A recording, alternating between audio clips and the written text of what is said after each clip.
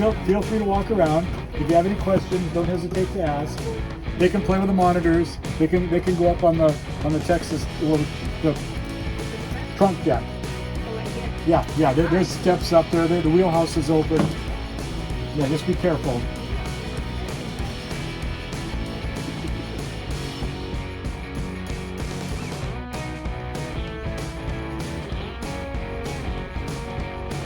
How are you? Yeah, I don't know if you heard me. Feel free to walk around. If you have any questions, don't hesitate to ask.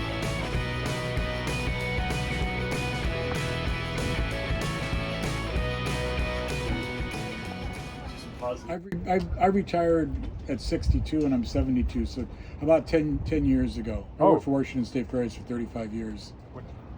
This friend of mine had a school, and it's called the Anchor Program, and he was targeting at-risk youth and rehabilitated adults. So he got a job with Washington State Ferries, and the school kind of fell to the wayside. But I was involved in a roundtable of what is the maritime industry and how do we get kids in the maritime industry. And so I became good friends with John Hastings, and when I convinced him to start an oiler water tender fireman program in Seattle. Because when John Hastings first moved to Seattle, he was living on the Arthur Foss and taking care of all these boats. So then I convinced him to do the oiler water tender fireman program. So when he quit the ferries, he put that program together and started teaching here. So when I retired from the ferries, I started teaching with John. John moved back to Oakland, where he was from, and left me here by myself. But I didn't have any place to store my teaching supplies. But because John had a relationship with all these boats, I started storing my teaching supplies on the Fireboat. So I was using Arthur Foss as a teaching platform and had all my teaching stuff here. So I was going back and forth. Northwest Seaport saw what I was doing, and they asked me to open the boat. On the 4th of July, they sold seats for like $75 a piece on the Arthur Foss. Well, the volunteers didn't have any place to go, so they asked me if I would host the volunteers on the Duwamish. So that's how a 4th of July party started. So then they asked me, well, we got the workboat show. Would you open the boat up for the workboat show? And I just kept getting more and more involved in it, and finally we just ended up taking over the boat. It was abandoned when I came here.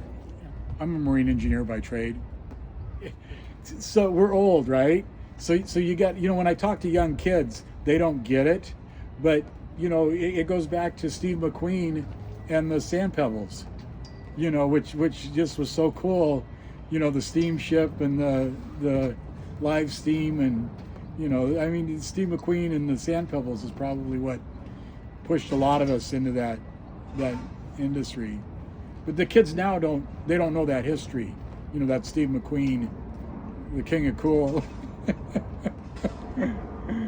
It's just the coolness of the steam engines and the machinery, and being a part of that. I'm a full book member of the MEBA, Marine Engineers Beneficial Association, and I joined the MEBA back in '88 when they simulated the oilers out of Washington State Ferries. And I still pay union, even though I'm retired, I still pay union dues. And I do the political action, and I promote the MEBA and the maritime industry in Seattle on the labor side. And that's that is the main motivation is to promote the maritime industry and make sure the maritime industry stays in the Jones Act, stays a vital, important part of our economy in the Northwest. The other side is the view. This is the second best view in Seattle. The best view is from the north end of the lake south, but this is the second best view in Seattle, is from the south of the lake north. And there's no way, I could afford to have a waterfront house, but I have a waterfront. God, they're so unique. There's so many different walks of life, You know, my favorite story, my absolute favorite story. This guy comes down here, and I'm talking to him, and I go, well, where are you from? He goes, oh, I'm from, where was it? Palo Alto. I go, well, what do you do in Palo Alto? He goes, oh, I'm a neonatal professor at Stanford. And I look at him and I go, shit, you got to be the smartest person I've ever met. And I said, that's either a real rewarding job or a real, you know, devastating job, you know, to be in that kind of position. But, you know, and then I had an architect who used to live on Lake Union, and now he's an architect in DC. And he was, you know, architecture is an interesting, DC architecture is unbelievable because of all the different classical periods there. So, you know, being able to talk to an architect, I had a maritime lawyer from Long Beach. You know, you get and a lot of firefighters and just all kinds of people coming aboard the boat. Fred Hutch, we get our two main sources of people, well, three: locals, Fred Hutch, and the cruise ships to Alaska.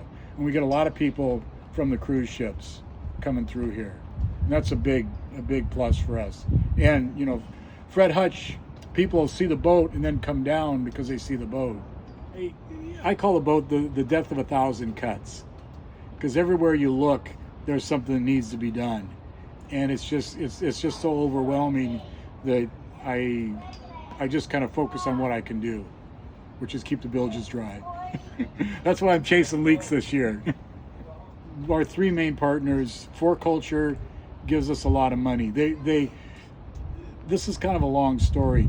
We ran for 5 years without insurance, and we kind of relied on Northwest Seaport, and with COVID, we had a chance to stand back and look at our business model. And so we changed our entire business model because of COVID. But our partners helped. You know, For Culture's been giving us a sustained grant every year, which covers about half of our insurance. And then Northwest Seaport has kicked in for another half of our insurance. But the Duwamish tribe is, because we're named after the Duwamish, we partnered with the Duwamish tribe, which is important to us. You know, so For Culture, the Duwamish tribe, and then the Washington Maritime Heritage area.